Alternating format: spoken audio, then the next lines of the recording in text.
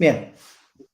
Hola, buenos días, tardes o noches, depende del lugar donde nos encontremos. El día de hoy tenemos un invitado muy especial, se llama Marco Zagal, nos acompaña de España. ¿Están en Barcelona, Marco?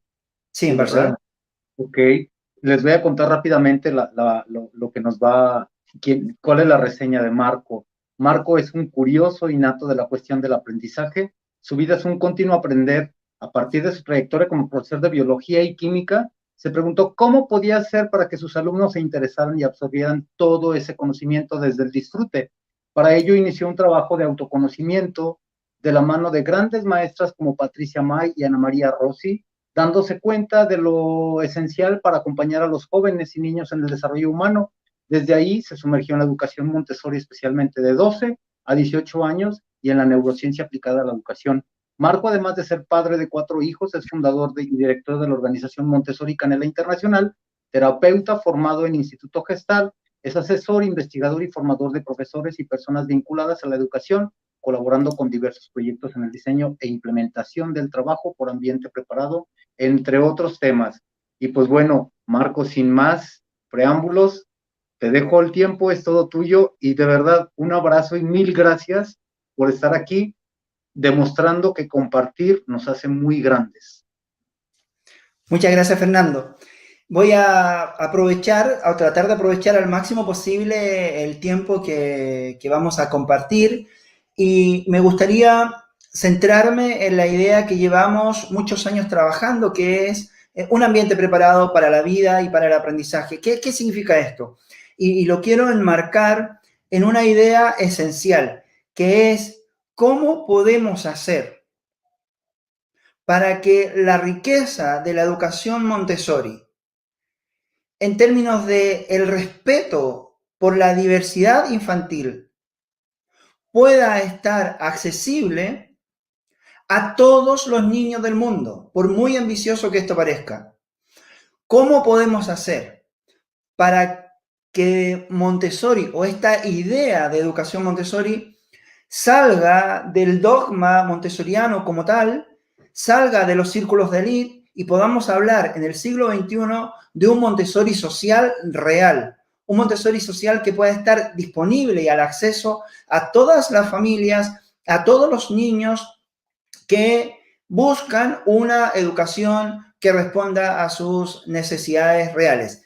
Y esto lo podemos hacer si logramos entender, y por eso es tan importante investigar y centrarnos en cuál es el trasfondo que hay en la educación Montessori, que no es otro que educar a niños, educar a seres humanos o formar a seres humanos con una amplia conciencia del mundo, una amplia conciencia del valor del ser humano, una amplia conciencia del cuidado del planeta, una amplia conciencia del valor de la paz y la cooperación para construirnos como una sociedad amable, respetuosa, que realmente tiene una mirada amplia de la vida.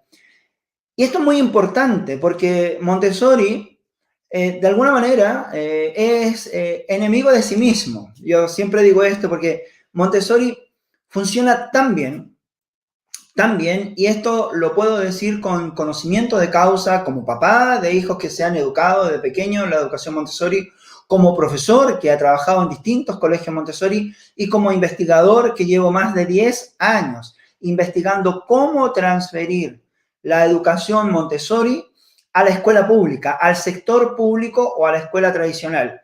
Y en esto hemos acumulado muchísima experiencia sobre cómo ayudar a las escuelas, a los profesores a aplicar un trabajo que esté centrado en las necesidades del niño y no en las necesidades curriculares propiamente tal. Entonces aquí hay una cuestión muy importante que es donde me gustaría marcar el énfasis en mi ponencia, que tiene que ver en el ambiente preparado para la vida. Tenemos que tener muy claro 3 ejes, 4 aspectos esenciales, que son, primero, ¿qué es un ambiente físico? Segundo, ¿qué es un ambiente psíquico? Tercero, ¿qué es lo esencial para llevar Montessori a todos los rincones posibles? Y una cuarta mirada es ¿cuál es el rol del adulto? ¿Cuál es el rol del adulto en ayudar o en transmitir o en transferir esta riqueza a todos los sectores posibles?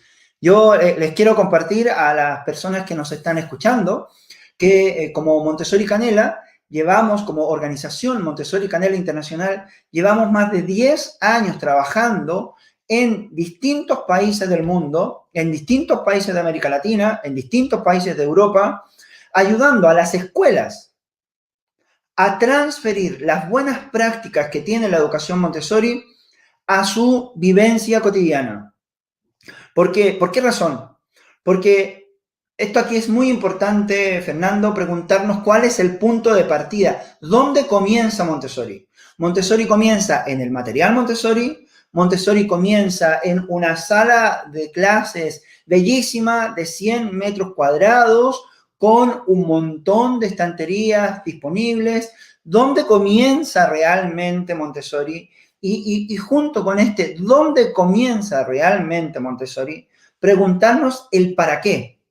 ¿Cuál es el sentido que tiene trabajar en un ambiente preparado? El sentido es que los niños aprendan a usar el material Montessori. El sentido es que la guía sepa desarrollar el trabajo autónomo del niño. ¿Cuál es el sentido real? Y aquí es muy importante revisar algunos aspectos históricos de nuestra historia para poder comprender el valor que dejó esta bellísima mujer, María Montessori, como un legado para la humanidad. Y por eso somos tan categóricos como Montessori Canela en decir que la educación Montessori como visión de ser humano es un legado para la humanidad. Ella dejó un legado para la humanidad, no dejó una patente comercial. Y es lamentable ver cómo Montessori en muchísimas escuelas se utiliza simplemente como una patente comercial para captar a niños, para captar matrículas y generar de alguna manera un mercado con una educación diferente. Y a mí me gustaría centrarme en cuál es el sentido de la educación Montessori. ¿Ya? ¿Cuál es el sentido? ¿Hacia dónde va esta visión que desarrolló esta mujer hace más de un siglo atrás y que hoy, gracias hacia los avances de la neurociencia, del conocimiento que tenemos sobre el cerebro, está quedando ampliamente demostrado el valor que tiene centrar la educación en las necesidades del niño y no en las necesidades curriculares? Y estamos en un contexto de coronavirus donde esto ha quedado más en evidencia todavía. Me gustaría decir que cuando digo que Montessori de alguna manera es enemigo de sí mismo, me refiero a que lamentablemente en todo el mundo, cuando hablamos de Montessori, lo primero que se nos viene a la cabeza es material. La torre rosa, la escalera marrón, los tableros de multiplicación, y pareciera ser que el sentido de la educación Montessori tiene que ver con que los niños aprendan el currículum escolar de una forma diferente, o de una forma divertida, o de una forma entretenida. No es ese el sentido de la educación Montessori. Esto no quiere decir en ningún caso, y no quiero que se entienda así, quienes nos están escuchando, que el material Montessori no es importante, que no tiene valor. Al contrario, es un material científicamente diseñado por una mujer visionaria, una mujer científica, antropóloga, pedagoga, psiquiatra, una mujer de la cual la ciencia debería destacar, debería valorar con muchísima más fuerza las aportaciones que esta mujer hizo. Porque el material es un material científico, es un material concreto, es un material que ayuda a desarrollar el pensamiento desde lo concreto al abstracto, de una manera alucinante. No hay ningún otro pedagogo en el siglo XX que haya desarrollado tal magnitud de materiales educativos que ayuden al aprendizaje de todas las áreas curriculares que exigen los currículos oficiales en los distintos países del mundo, porque la forma en que trabaja el conocimiento Montessori está centrado en competencias. Es una educación que está centrada en competencias, no está centrada en contenidos. Y cuando hablamos de una educación centrada en competencias, estamos hablando de algo holístico, algo integrado, algo que integra el lenguaje con la ciencia, la matemática con la historia, el movimiento con el arte, lo integra. Lo integra de la misma manera en cómo se construyó el conocimiento científico. El conocimiento científico, los grandes genios, que ahora estudiamos todo el conocimiento que ellos dejaron, ellos lo hicieron explorando la naturaleza. Exploraron la naturaleza, descubrieron algunas leyes que se repetían, algunos patrones recurrentes en la naturaleza, y eso lo fueron plasmando e interpretando en leyes, en teorías. Sin embargo, el trabajo fue en terreno, fue un trabajo de exploración, fue un trabajo de indagar, de preguntarse muchísimo, para llegar a unas ideas que hoy las podemos conocer en los distintos textos, los distintos libros, en las distintas, en internet, que está todo ahí. Cuando uno tiene una consulta va a internet y ahí está. No encuentras una respuesta, sino que encuentras millones de respuestas frente a la misma pregunta. Entonces, es un material que tiene mucho valor, sin duda tiene mucho valor. Ahora bien, cuando miramos la evolución que desarrolló esta bellísima mujer con respecto a cómo debe aprender un niño, el punto de partida no fue el material Montessori. Y aquí quiero remarcar mucho, quiero dejar marcada una idea muy clara, que es que María Montessori es la única pedagoga que yo conozco. Si alguien de los que está escuchando, que también es muy busquilla y le gusta la historia y conocer a lo que han hecho en profundidad determinados personajes, yo no he encontrado ningún otro pedagogo, ninguna otra pedagoga durante el siglo XX o a fines del siglo XIX y todo el siglo XX. Pero es más, me atrevería a decir que en la historia moderna de la humanidad, me atrevería a decir que en los últimos 500 años, para que vean lo osado que estoy siendo, en los últimos 500 años de historia de nuestra civilización, no encuentro a nadie, no he encontrado a nadie que haya hecho un trabajo tan focalizado en identificar cuáles son las necesidades del niño para construirse como un ser inteligente, como un ser respetuoso, como un ser autónomo, como un ser libre. Porque es cierto que hablamos mucho de la autonomía. Sin embargo, la autonomía, aparentemente desde la experiencia que tengo, los colegios con los que trabajo, las redes con las que me muevo, aparentemente la autonomía parece que llega hasta el punto académico, una autonomía de eficiencia académica. Y no, la autonomía tiene que ver con la vida misma, con sentirte dueño de tus decisiones en el plano emocional, en un plano cognitivo y en un plano social. Es decir, la educación Montessori tiene una riqueza y una estructura tan profunda que puede ayudar a formar a seres humanos completamente autónomos, libres, creativos, dueños de sus decisiones. Y dueños de sus decisiones significa que también son dueños de sus errores y que no andan culpando a los demás. Vivimos en una sociedad que permanentemente está culpando al otro. O está culpando al gobierno, o está culpando a los políticos, o está culpando a los empresarios, o está culpando a la escuela, o está culpando al profesor. Siempre estamos en una sociedad que vive culpando a otros de lo que a ti te pasa. Y esa es la mejor muestra de que no somos libres. Y de que tenemos que estar buscando un culpable para sentir de alguna manera la tranquilidad de que yo no me equivoqué, cuando el error es clave.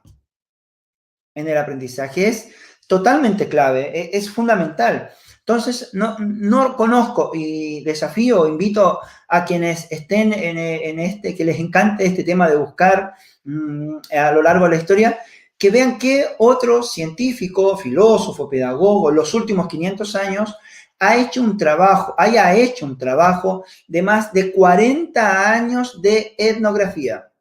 María Montessori es la única pedagoga que realizó un trabajo etnográfico durante 40 años en 3 continentes. En Asia, en la India, en Europa, evidentemente, en Italia, en España, en Holanda, en Barcelona, vivió en Barcelona ella, y en Estados Unidos, y alcanzó a hacer alguna cosa en Argentina.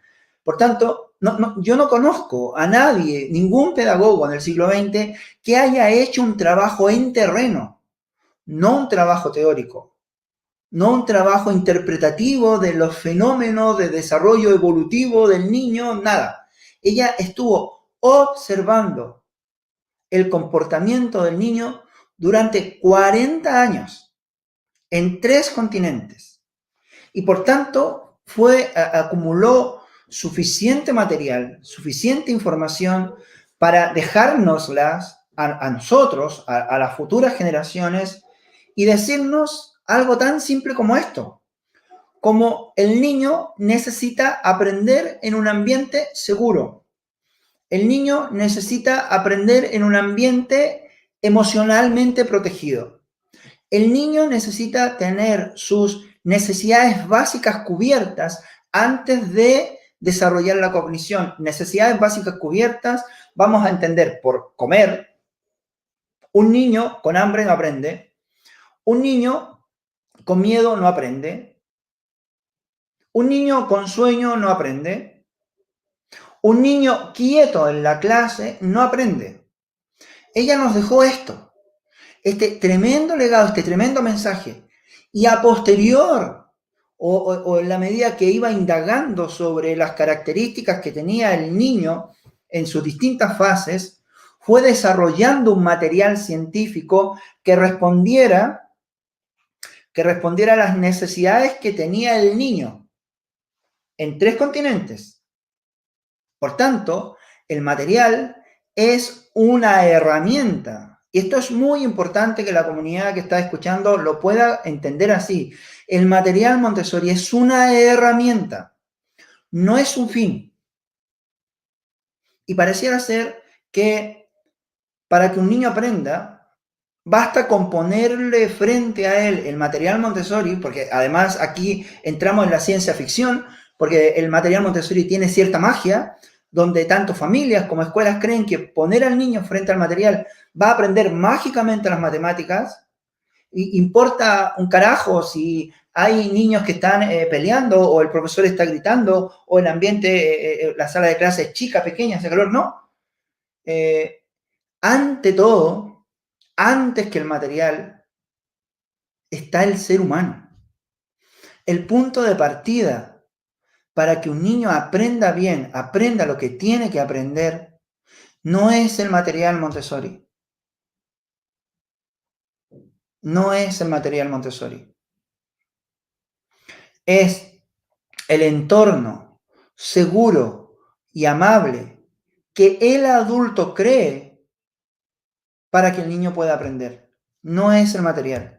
Y esta concepción tan repetida, tan transmitida a lo largo de los años de la importancia que tiene el material Montessori para que un niño aprenda, es lo que hace que esto se aleje o haga que la educación Montessori como concepto de formación de seres humanos, no como un concepto metódico, no como una idea metódica, porque Montessori, la educación Montessori no es un método en sí, que tiene un método eficaz, brutal, no se puede negar, tiene un método, pero en sí no es un método.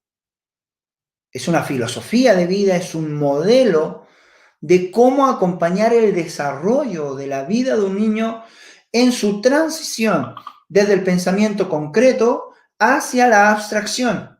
Es decir, desde la primera infancia en el desarrollo emocional y psíquico.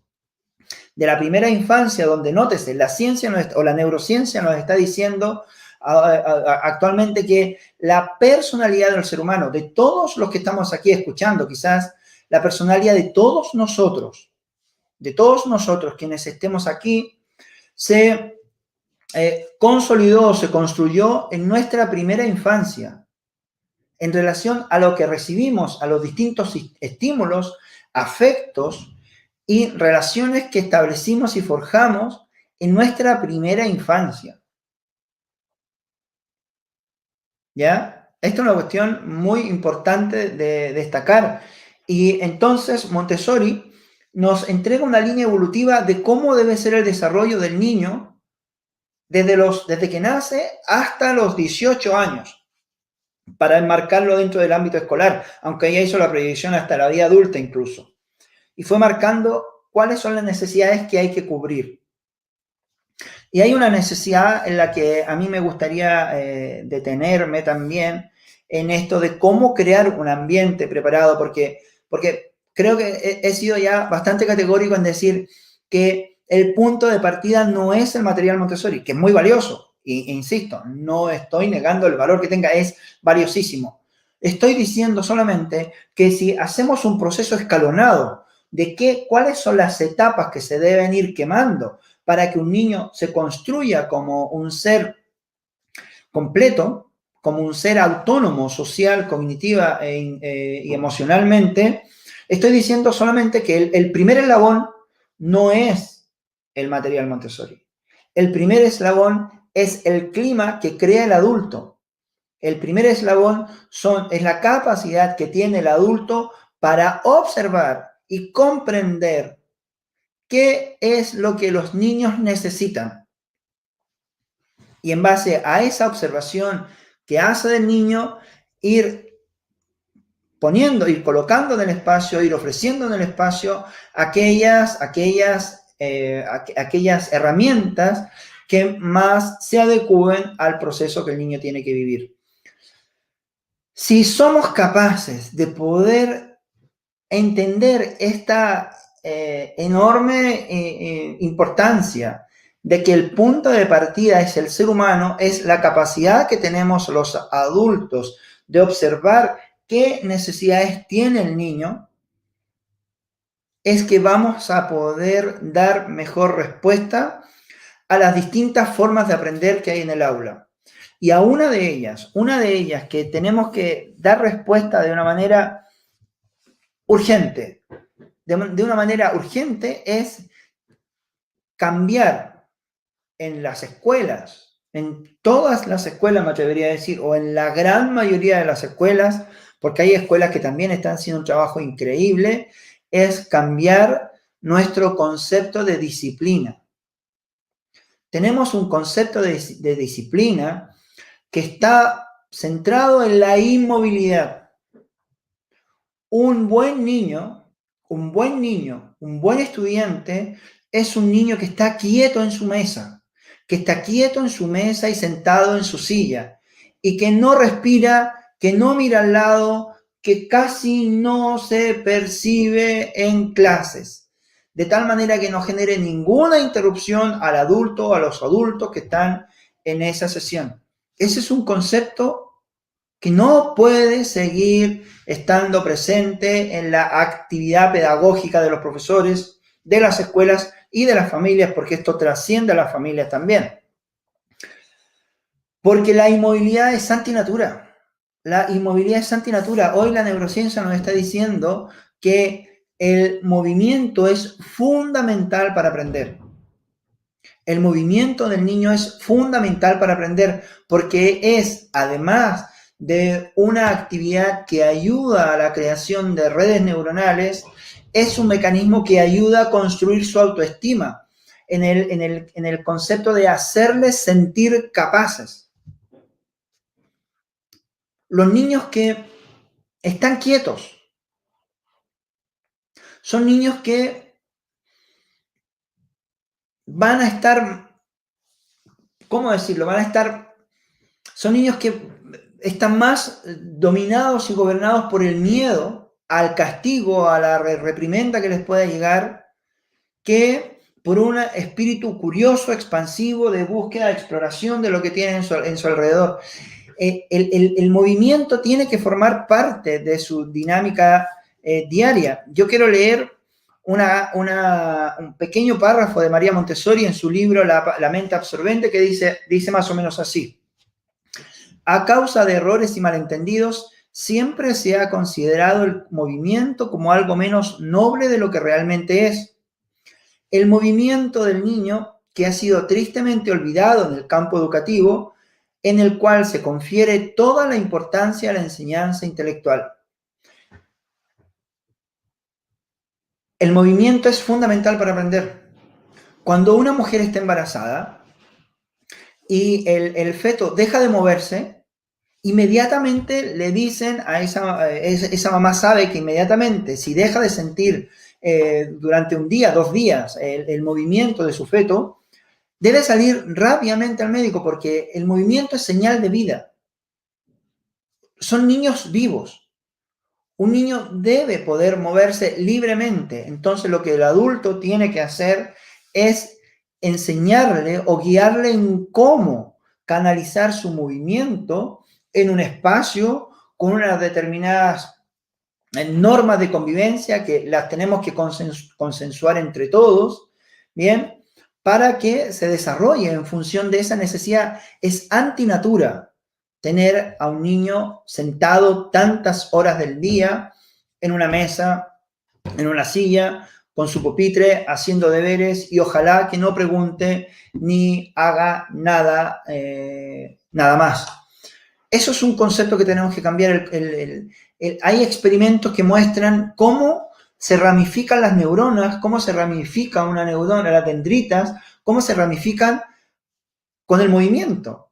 Y cómo al construir grandes redes neuronales, el conocimiento que va a adquirir un niño es mucho más probable que lo pueda hacer más sólido, lo pueda hacer lo que en pedagogía se llama hacer un aprendizaje significativo.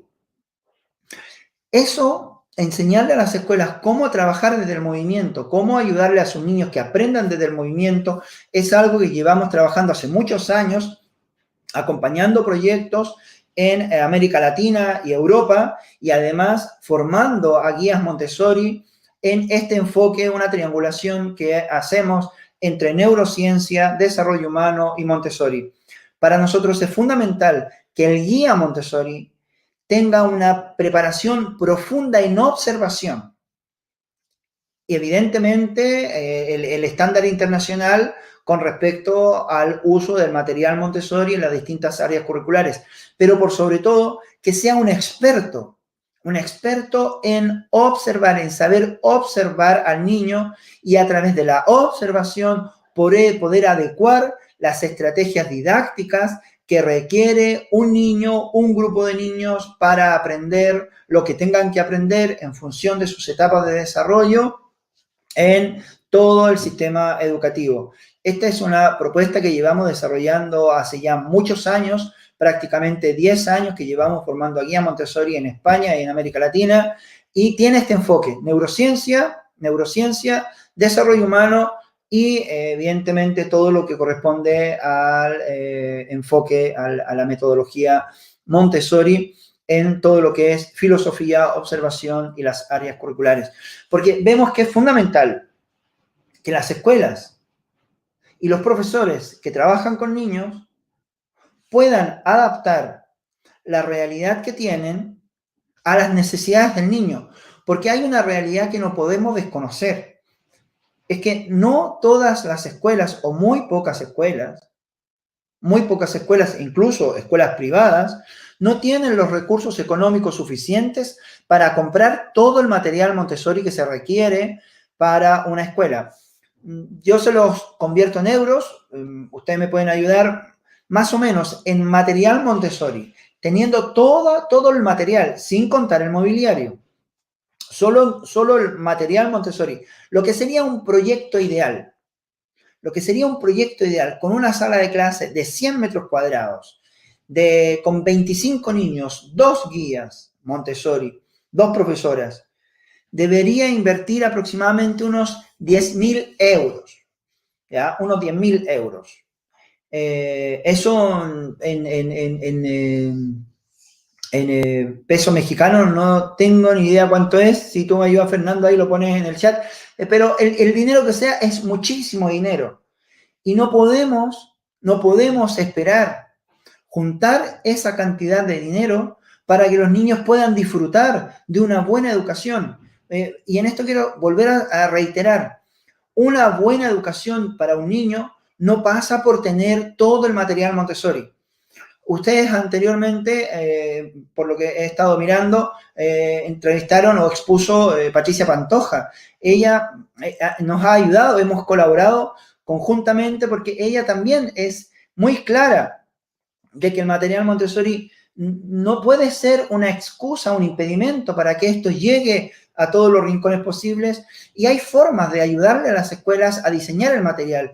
Nosotros en nuestro programa de formación también le enseñamos a las guías a formar, a crear su propio material, porque muchas de nuestras guías Montessori van a trabajar a sectores rurales, a sectores de montaña, a sectores de escasos recursos, porque realmente llevamos trabajando muchos años por hacer de Montessori una educación accesible, humana e inclusiva. Bien, e inclusiva. Creemos que es fundamental que los niños puedan convivir en entornos seguros, en entornos protegidos por el adulto, para que puedan desarrollar todas sus capacidades intelectuales, todas las competencias sociales que requieren esta sociedad actual. Por tanto, hay maneras para ayudar a las escuelas, para ayudar a los profesores, para ayudar a las familias a que puedan tener su propio material, de tal manera de eliminar al máximo posible la probabilidad de que una escuela que quiere cambiar, que ve la necesidad de cambiar, no lo pueda hacer porque no tiene dinero para comprar material Montessori. No es el punto de partida. El punto de partida es el adulto, es la transformación del adulto. Por esta razón también me formé como terapeuta Gestalt hace algunos años atrás, porque veía que esta dimensión humana, yo llevaba muchos años estudiando la neurociencia, mi tesis doctoral está vinculada neurociencia con educación Montessori para ayudar a la transformación de la escuela. Entonces, cuando vamos viendo que sí es posible construir nuevas realidades a partir de una transformación personal del adulto para acompañar de una manera sana, de una manera amable, amorosa, respetuosa del niño, pues no hay excusa. Si logramos transmitir esto, es que no hay excusa para iniciar un proceso de transformación de las miles de escuelas que quieren iniciar un proceso de cambio, pero que muchas veces se ven limitadas porque no tienen dinero para comprar material. Ya vendrá el material. Si no pueden comprar, lo diseñamos con las familias, con los profesores. Vamos buscando la forma en que esto pueda llegar. Pero antes del material, hay un amplio recorrido para ayudar al niño a convivir en un entorno, a identificar sus necesidades, a equivocarse, a comunicar sus ideas, a expresar sus sentimientos, a trabajar cooperativamente, ¿ya? A valorar el error, porque aquí yo no sé cuántos adultos, cuántas personas estarán escuchando, pero me gustaría preguntar, ¿cuántos de ustedes valoran el error? ¿Cuántos de ustedes agradecen los errores que han cometido en la vida? ¿Cuántos de ustedes realmente ven en el error una fuente de aprendizaje o un gran problema? Porque esto se lo transmitimos a los niños. Y a los niños esta mirada de el cómo nos construimos como adultos es algo que hay que enseñarles. Nos podemos construir y nos debemos construir como adultos teniendo en cuenta el valor del error, el valor de expresar nuestras emociones, nuestros sentimientos con respeto, el valor del orden, de la limpieza de los espacios. Esto no tiene que ver con aprender a usar los basureros de la casa o de la cocina, sino que tiene que ver con la sostenibilidad del planeta. Es crear conciencia en los niños desde pequeños de la importancia de cuidar el planeta para poder seguir viviendo aquí. Es impensable que la ciencia nos esté diciendo, que los distintos investigadores nos estén planteando que quedan más o menos 100 años de vida en el planeta Tierra antes de que inicie un proceso de autodestrucción irreparable. Tenemos 100 años, tenemos que ayudar a estas futuras generaciones de niños que van a ser los futuros líderes, los futuros científicos. Tenemos ya que comenzar a prepararlos, pero esa preparación de esos niños no comienza con llenar de material su sala de clases, sino que comienza con una transformación de nosotros, los adultos que estamos acompañando a esos niños hoy. Somos los primeros que tenemos que dar el paso en transformar nuestra forma de ver el mundo hacia un espacio más humano, más respetuoso, más cooperativo, hacernos cargo de nuestra vida y dejar la culpa, dejar de estar culpando a todo el mundo, dejar de estar culpando al resto por lo que nos pasa, hacernos responsables de nuestros actos, saber pedir perdón. ¿Cuántas personas de las que están escuchándonos aquí están peleadas con algún familiar? ¿Están enojadas con algún amigo? ¿Están molestas con alguna persona?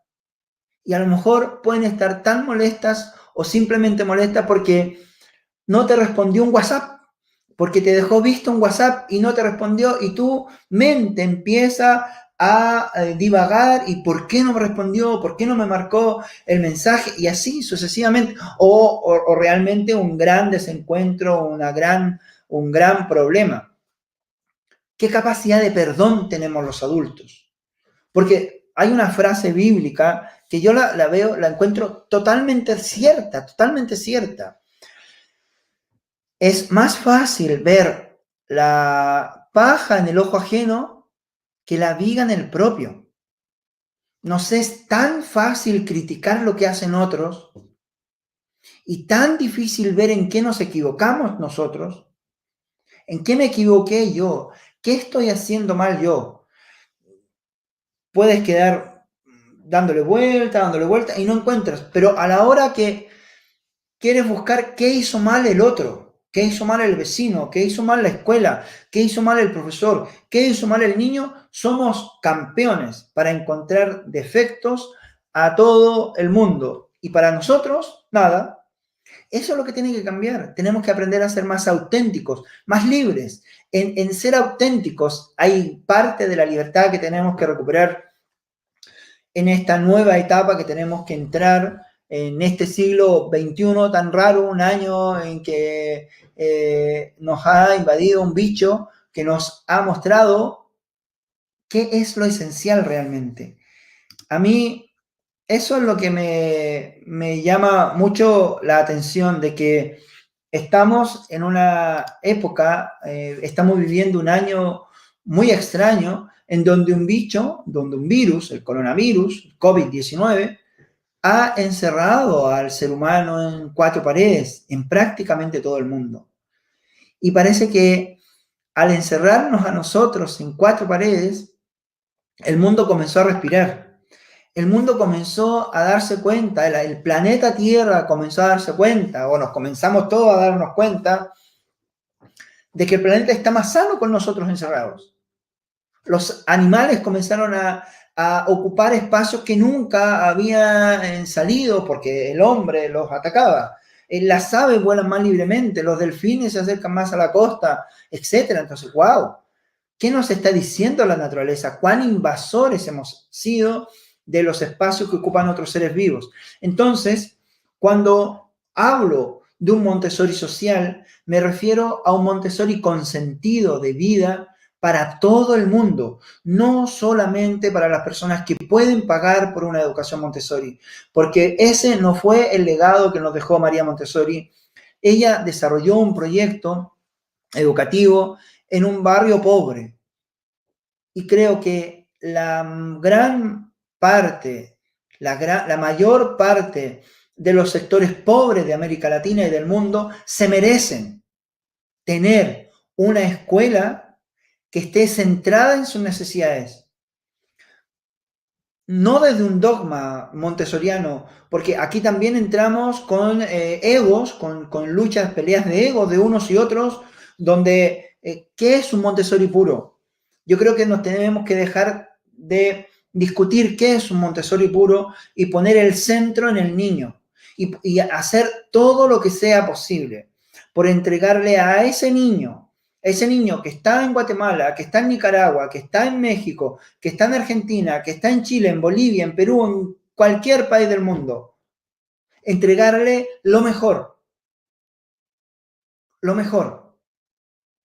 No porque sea Montessori, sino por algo más sencillo, porque se lo merecen. Cada niño de esta tierra se merece lo mejor. Y somos los adultos los que tenemos esa primera responsabilidad de llevar esta riqueza educativa a todos los rincones posibles y dejarnos de tonteras con que el material es lo primero que hay que tener para que un niño pueda aprender. No es así. Botánica, Carolina Gómez del Valle, una gran formadora mexicana que colaboró durante muchos años con nosotros, lamentablemente ya está descansando en paz desde hace algunos años. Ella era muy crítica con el material Montessori, sobre todo el material de infantil, porque ella decía botánica, ¿qué sentido tiene botánica? Aprender botánica con hojas de madera muerta. Cuando una hoja está ahí, nada más salir al patio, una maceta, tienes una hoja viva y puedes cuidarla y puedes limpiarla y puedes hacer un montón de actividades con una hoja viva, con una planta viva. Entonces, es fundamental esto de entender. La única manera que podemos hacer llegar un enfoque Montessori centrado en el niño a todos los rincones posibles es que entendamos que el punto de partida para una transformación real de la educación es una transformación de los adultos que acompañamos a los niños. Los adultos, ya sea en la escuela y también los papás. ¿Ya? Los papás también tienen que hacer un trabajo de cómo acompañar a los niños en la casa, porque en este trabajo de acompañar el desarrollo de la autonomía del niño, la familia es fundamental. Y en la medida que familia y escuela trabajemos juntos, trabajemos juntos por el bien del niño, vamos a ayudar no solo al planeta a que pueda estar más sano, pueda desintoxicarse y puedan seguir viviendo miles de generaciones más en este planeta, sino que vamos a hacer algo mucho más profundo todavía, que es conectar al ser humano con su verdadero sentido de la vida, con su verdadero sentido, o más que un verdadero, con un profundo sentido de felicidad, un profundo sentido de cuál es mi rol en este momento aquí en la Tierra. Creo que en la medida que todos podamos hacer eso, vamos a poder contribuir a una educación y a una sociedad realmente nueva, que es lo que tenemos todos que aportar. Así es que, no sé, ahora creo que vienen preguntas, Fernando, no sé, dime tú. Sí, Marco, yo te quiero agradecer todas estas palabras, híjole, tan profundas y llenas de ti. En verdad, a mí me dejas boquiabierto. Son cosas que yo en algún momento he pensado durante la vida, pero pensaba que eran locuras mías y me da mucho gusto que estas locuras también estén en ti. Y sobre todo ahorita de lo que decías de la felicidad, yo creo que una de las cosas que tenemos que dejar de hacer es comprar instantes de felicidad, porque es lo que más daño hace al ser humano, comprar instantes de felicidad. Soy feliz porque compré otro teléfono, soy feliz porque compré y son instantes de felicidad que se van acabando y se van acumulando de una forma tan superflua que nunca nos damos tiempo de encontrar la verdadera felicidad. Mira, aquí Yaribet nos dice, ¿cómo se puede preparar un ambiente en casa con espacios verdes, reducido para enseñar ciencias naturales o biología a niños de 3 a 6 años? Bueno, yo aquí vuelvo a la idea, a la idea que, una de las ideas que presenté, o sea, un ambiente preparado para la vida tiene tres áreas. El ambiente físico, que es toda la infraestructura, lo físico, lo tangible. Tiene un ambiente psíquico, que es precisamente toda esa parte intangible que no vemos y que está muy presente, y luego está el rol del adulto. Y aquí en la casa yo insisto en lo mismo que con las escuelas. El punto de partida no es adecuar un material o un espacio para aprender nada más que asumir el desarrollo evolutivo del niño.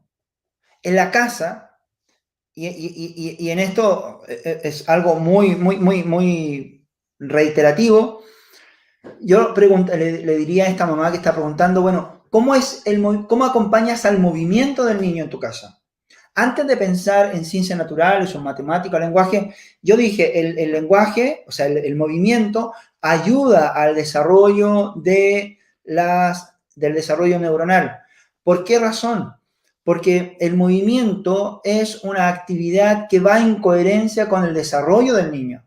El niño está en una etapa de ebullición de células, de ebullición de neuronas, está desarrollándose a una velocidad impresionante. Y el movimiento, el educar al niño desde el movimiento, acompañarlo desde el movimiento, es algo que es muy poco común, muy poco trabajado. Y tendemos los adultos a buscar que el niño esté quieto. Yo digo que, al contrario, un niño sano es un niño que se mueve mucho porque está siendo coherente con su etapa de desarrollo, que necesita moverse, necesita caminar, necesita trepar. Entonces ahí está el adulto, el que tiene que acompañar al niño. Entonces aquí viene una pregunta para el adulto, para todos los adultos. Y aquí también tomo la pregunta que hace Gabriela: ¿desde qué edad se debe enseñar a los niños a leer y escribir? Como adultos, ¿cuán dispuesto estoy a acompañar a mi hijo en su desarrollo del movimiento? ¿Cuán dispuesto estoy a gatear con mi hijo? ¿Cuán dispuesto estoy a trepar un árbol con mi hijo? ¿Cuán dispuesto estoy a dejarlo que suba un árbol? ¿Cuán dispuesto estoy a que suba una silla, a que haga una torre? ¿Cuán dispuesto estoy a que mi hijo explore? El movimiento lleva al niño a la exploración lleva a la indagación y la indagación lleva a la formulación de preguntas. Y la formulación de preguntas de en qué mundo vivo son fundamentales para ese hijo, para ese niño. Y entonces, ¿cuán dispuesto estoy yo como adulto de acompañarlo en este proceso? Y en la medida que yo acompañe a este niño en este proceso, que no tiene que ver con dejarlo hacer lo que quiera, sino que tiene que ver con guiarlo, con acompañarlo y saber decirle, saber guiarlo, saber decirle cuando está exponiéndose a una situación de riesgo real, pero una situación de riesgo real, no de un riesgo de mi percepción de adulto. Ay, no, es que se va a caer de la escalera. Mis hijos, por ejemplo, siempre hemos vivido en casa, tienen escaleras. Claro, yo también trabajo como todo el mundo y yo me hacía el tiempo para acompañar a mis hijos en la escalera cuando tenemos 4 hijos, cuando empezaban a gatear y querían bajar la escalera. Claro, y te da un pánico a ti cuando tu niño se pone en la escalera porque crees que se va a ir barranco abajo. Pero es ese acto de confiar en tu hijo, confiar con una seguridad, no una, a ver, para que me entiendan, no una seguridad esotérica, así como las energías del cosmos van a hacer flotar a mi hijo si algo le pasa. No, o sea, no, me refiero a una seguridad también con sentido común. Pero estar ahí al lado de tu hijo, viendo qué hace en la escalera, cómo se mueve, si va. Es increíble, Fernando, cómo en mis hijos, cuando comenzaron a gatear y se ponían en la escalera, y mi impresión era que se iban a ir de encima, pero yo a su vez trabajaba ese miedo mío, porque es hacerse cargo de mi miedo, pero sí estaba al lado de mi hijo, observando cómo él miraba hacia abajo a la escalera y nunca se fue barranco abajo. nunca se fue barranco abajo y yo lo dejé, lo acompañaba, bajaba 2 peldaños para ver qué hacía él y estar atento a lo que él necesitara.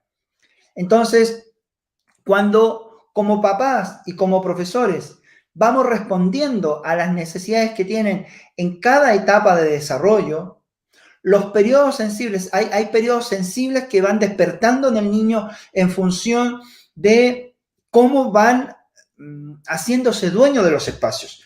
Entonces, en la medida que esto va ocurriendo, naturalmente el niño también va buscando adquirir el conocimiento y de una forma natural también el niño va a pedir leer, va a querer escribir, porque hay algo en él, hay una motricidad, el movimiento es, si vamos hilando lo fino, es motricidad gruesa, motricidad fina. Por eso es tan importante ayudar al niño a que se mueva todo lo posible y en todo el entorno en que esté, porque de ahí viene la necesidad del niño de explorar el mundo letrado.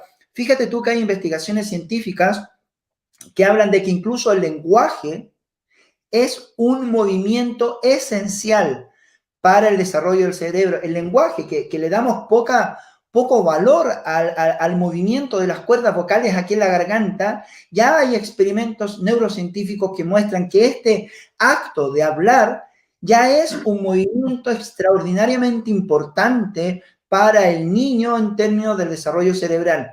El niño primero desarrolla el fonema y luego se va al grafema como una necesidad de exploración. Entonces, ¿cuándo un niño está preparado para leer y escribir?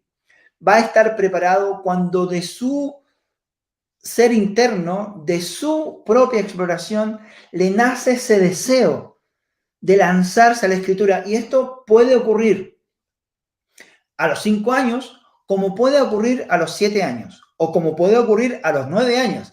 Y aquí es donde entra en pánico la familia cuando tu hijo tiene 7 años y no está leyendo ni escribiendo. Quiero decirles que hay científicos, hay grandes científicos, premios Nobel, que han comenzado a leer y escribir después de los 10 años. Por tanto, aquí la ciencia está también cambiando algunos paradigmas sobre cuál es el momento más idóneo para que un niño aprenda a leer y escribir. Como cultura general, establecemos que entre los 5 y los 6 años. Ahora, como desarrollo evolutivo del cerebro, el rango en que un niño se puede incorporar al mundo letrado es mucho mayor. Fernando. Sí, claro. De acuerdo a lo que comentas, se me hace algo muy importante y algo con lo que me quedo el día de hoy es que cualquier necesidad nos obliga a aprender. Ahorita lo que decías de tus hijos, que estaban ante una necesidad y tenían que aprender cómo, y uno lo descubre. A mí me pasó eso, hace rato lo comenté con Patti, con este congreso. O sea, yo tuve una necesidad de inscribirme a un congreso, pero vi la publicidad de Montessori Canela, te lo confieso, y cuando vi que una parte era gratuita, pero no coincidíamos con horarios y que iban a estar tanto tiempo y tenía cosas pendientes, y vi que no podía, en ese momento no podía pagarlo, dije, ¿qué hago? Es un congreso. Y mira, aquí hay otra persona que dice, estoy maravillada con el método Alice Plus. Como socióloga me preguntaba si sería posible aplicar el método Montessori en instituciones como las cárceles. ¡Wow! Mira, a mí me gustaría pedirte, Fernando, que le digas a esta persona, a Ritzel creo que se llamaba, si le puedes dar mi mail, que se contacte conmigo, porque yo he trabajado en cárceles. Yo soy profesor de secundaria, ya, de química y biología, y he trabajado este enfoque en cárceles. Y es impresionante. Por eso digo, el punto de partida es el ser humano, porque tiene que ver con de qué manera como seres humanos somos capaces de dignificar a todo ser humano por muy diferente que sea. Porque los hombres que están las personas que están en las cárceles, no podemos olvidar que son seres humanos, que han cometido un delito, que han cometido una infracción, pero que a su vez han cometido una infracción porque hay un origen de disfunción familiar en la gran mayoría de los casos. Y esa disfunción familiar es, ante todo, en la gran mayoría de los casos, una falta de afecto, una falta de vínculo, donde han crecido en ambientes violentos, agresivos, y por tanto, ese trato amoroso y cercano no lo han tenido. Y cuando se encuentran con un ser humano que los trata con respeto, que los trata con cariño, ¿ya? A un adulto se le puede trabajar con cariño. Y es necesario que los adultos nos tratemos con cariño, que no tiene que ver con que nos estemos agarrando a besos y abrazos, sino que tiene que ver con el buen trato, con el buen sentir del otro, con la empatía, con la asertividad. Así que, pues, te podría contar mucho, mucho, mucho, mucho, mucho de este tema. He tenido experiencias maravillosas en este ámbito de cárceles, de cómo llevar esto, este enfoque, esta riqueza educativa a distintos contextos. Así que se puede aplicar completamente. Sí, Puede aplicar. sí, yo estoy en la misma postura, Marco. Yo ahorita, de un tiempo para acá, he estado trabajando en, no exactamente cárceles, sino más bien como voluntario en anexos para problemas con niños y adolescentes de drogadicción que están ahí dentro. Y lo que comentas es real. Cuando se topan con un adulto que es capaz de escucharlos y de entenderlos y de quererlos más que imponerles una clase, cambia, cambia todo el chip. Ahorita no he tenido la oportunidad de regresar hasta el día 11, pero he recibido correos de que ya quieren que vaya porque ¿qué pasa conmigo? ¿Por qué no estoy yendo? Entonces, gente muy atenta y en realidad ahí me di cuenta de una cosa, que las únicas personas culpables de que ellos estén ahí somos nosotros cuando los hemos estado ignorando todo este tiempo. Totalmente de acuerdo. Totalmente de Mira, acuerdo. aquí tiene otra pregunta. Gracias, Marco. En México es difícil tener la percepción de educadores varones, pues estamos muy acostumbrados y se prefiere que sean mujeres. ¿Cómo hacer para cambiar ese pensamiento? ¿Qué opina María Montessori de este papel? Bueno, ahí a Betsabé le podrían preguntar mucho más sobre la visión feminista de María Montessori, porque fue una mujer muy feminista, muy defensora del rol de la mujer en la sociedad, María Montessori. Ahora, ¿qué podemos hacer? Esta es una pregunta, una gran pregunta. Fíjate tú que Claudio Naranjo, un gran psiquiatra con el que también colaboré en los últimos años, él planteaba que gran parte de su trabajo estaba centrado en cambiar de una sociedad patriarcal a una sociedad matriarcal, en que la mujer realmente pueda ocupar mucho más espacio de poder que lo que hasta ahora ha ocupado por su visión amorosa.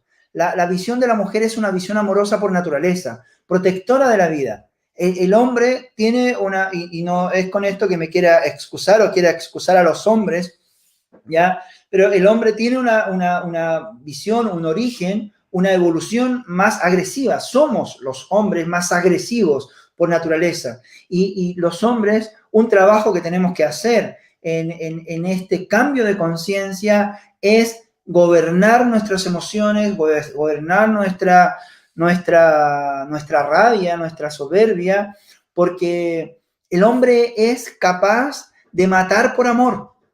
Yo no conozco otro animal que pueda hacer eso. Las grandes guerras mundiales han sido mecanismos violentos de conseguir la paz en el mundo. Y hay analistas que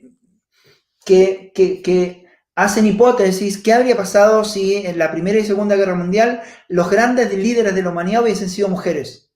Hay hipótesis que plantean que jamás habríamos llegado a un nivel de destrucción ni de genocidio como el que llegamos. Así es que gran trabajo que hay que hacer, sin duda. Muy bien, aquí nos pregunta Karen, ¿cómo preparar un ambiente Montessori en la casa ahora que estamos con pandemia? Mira, buena pregunta porque en la pandemia ha dejado en evidencia cuáles son las necesidades reales del niño, ¿ya? Un niño en este tiempo de pandemia, lo que menos necesita es aprender el currículum escolar. Lo que menos necesita. Los niños necesitan seguridad, necesitan sentirse seguros de que su familia va a estar bien, necesitan abrazos, necesitan sentirse queridos, necesitan sentir que este mundo puede ser mejor. No necesitan matemática, ni lenguaje, ni nada. Y creo que insistir tanto en meterle tanto currículum telemáticamente, además, es una distorsión de las necesidades reales que tiene el niño. Por tanto, ¿cómo preparar un ambiente Montessori en casa? Yo te quiero compartir cómo preparamos un ambiente en casa con adolescentes en tiempo de pandemia. Y fue una experiencia de las más bellas que hemos tenido desde que son pequeñitos nuestros hijos, porque ya son bastante grandes, ya la mayor tiene 21, el menor tiene 12, y fue un regalo de la vida para nosotros encontrarnos de un momento a otro, de un día para otro, encerrados en 4 paredes, levantárnoslo los 6, sin prisas. No se podía ir a trabajar, no se podía ir a la universidad, no se podía ir a la escuela, y fue fantástico cambiar el ritmo. Es decir, levantarte en pijama, ir a la cocina, ¿cómo estás? Karen, yo diría, o yo te invitaría, sobre todo si tienes hijos pequeños, a preguntarle a tus hijos cada día cómo están, cómo se sienten. El primer ambiente que hay que preparar es el ambiente psíquico. Está en esta parte intangible, esta parte amorosa, esta parte más espiritual que podemos llamar. Es cómo están, cómo te sientes, que hablen, que se expresen. No requieres un solo material, ¿ya? El material es lo último en adquirir. Es más, te voy a decir, Karen, que el material está en lo último, que cuando este ambiente psíquico está cubierto, está protegido, el niño te pide el material. El niño te va a pedir algo, ¿ya? Va a querer explorar. Entonces, yo creo que estamos en una etapa, sobre todo a los niños de la primera infancia, entre los 0 y los 6 años, estamos en un tiempo de mucho, como dicen ustedes en México, de mucho apachurrarse. Apapacho. Apapaches, de muchos apapachos. ¿Ya? De muchos apapachos. Es dar brazos, es acogerlos a los niños, transmitirles seguridad no desde la palabra, sino desde la acción. Y lo otro ya vas a ir viendo cómo va surgiendo naturalmente. Ok. Creo que ya vienen más felicitaciones y Marco, te agradezco con todo el corazón y un gran apapacho, porque en verdad haber compartido este momento contigo y escucharte y que hayas tomado en cuenta este espacio para nosotros es realmente importante. Y si en algún momento yo te puedo ayudar en algo, con muchísimo gusto, lo que necesiten, aquí estamos. Muchas gracias, Fernando. Yo creo que es muy importante que todos quienes creemos en una nueva educación no como un dogma, no como una frase cliché, como una frase bonita, no, los que creemos, porque metemos las manos al barro, porque estamos en el día a día trabajando en sectores marginales, en sectores de escasos recursos, en sectores rurales, ayudándoles a transformar sus realidades. Creo que es fundamental que creemos red. Y le agradezco aquí a Susana Long sus saludos. Me alegro mucho que estés conectada, Susana. Hace muchos años que no la veía. Susana es la esposa de un compañero de doctorado, de un doctorado que se vino a hacer estudio acá. Y muchas gracias por los saludos, Susana. Es importante que nos unamos para aportar con acciones concretas a una nueva realidad. Tenemos, quienes creemos en el impacto que tiene la educación Montessori para una nueva educación, tenemos una responsabilidad ética de ponernos a trabajar juntos, de dejar de dividir y fragmentar la riqueza que tiene la educación Montessori y juntarnos en una gran alianza para hacer de este mundo un mundo mejor. Nosotros en estos momentos, como Montessori Canela, estamos creando una gran organización, una gran red de escuelas por una nueva educación, porque vemos que hay una necesidad real.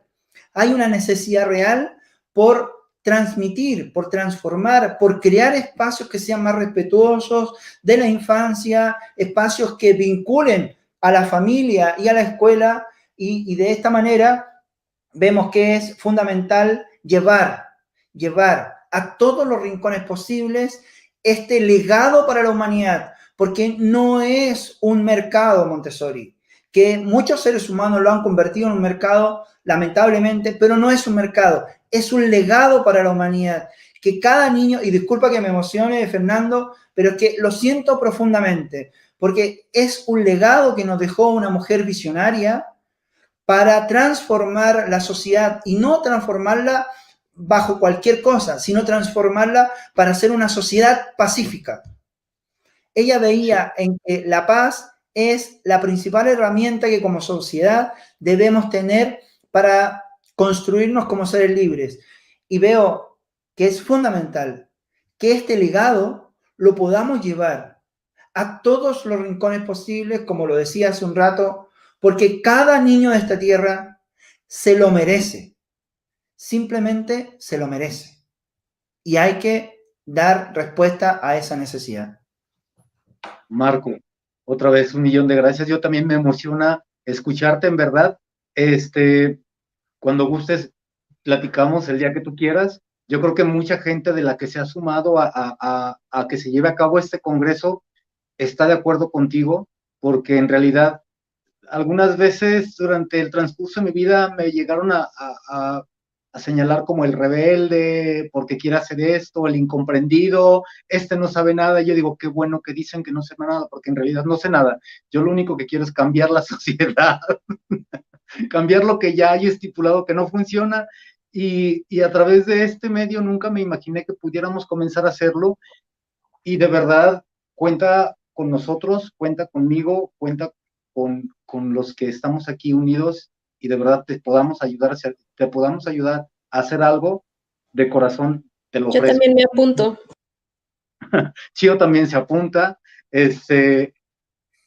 Pues te mando otro gran abrazo, y qué bonito que podamos coincidir también hasta con esto, porque realmente Montessori no debe de ser un negocio, y la gente no puede terminar de entenderlo. Así es. Pues Fernando. Meter a Montessori en un negocio pues es lo que hemos estado haciendo desde hace mucho tiempo, y de alguna forma ya vimos los resultados que podemos crear. Ahí lo voy a decir, me choca el término, pero una infantocracia terrible. Sí, tenemos mucho que mejorar, por eso es tan importante ponerle ciencia. Yo soy investigador, pertenezco a un importante grupo de investigación en España. Es muy importante validar esto científicamente, porque no puede tampoco esto pasar como una moda. Estamos permanentemente haciendo observatorios a nivel mundial de qué es lo que está pasando, cómo esto se puede mejorar, qué cosas sirven, qué cosas no sirven. Y yo te agradezco esta disposición tuya a colaborar, porque de verdad que faltan manos para ponernos a trabajar en lo que es realmente importante para llevar a todos los rincones posibles del planeta. Pues quedo aquí disponible. Fijamos una reunión la próxima semana cuando tú digas. Yo estoy disponible, ¿vale? Cuando tú me digas, yo estoy disponible. Tú dime, y aquí estamos todos juntos. Yo sé que hay mucha gente que se puede unir, y yo he dicho durante todas estas conferencias que el momento ya llegó, aquí está, es este. O sea, si tenemos necesidades y tenemos que descubrirlas, es ahora o nunca. Después de este tiempo, ya no va a haber oportunidad.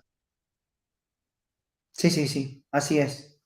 Mira, yo para despedirme, me quiero despedir con una frase que guía también, me ha guiado este año, un año tan convulso, para no dejarme llevar por la información mediática que de pronto es tan calamitosa, es tan terrible todo lo que de pronto uno va escuchando.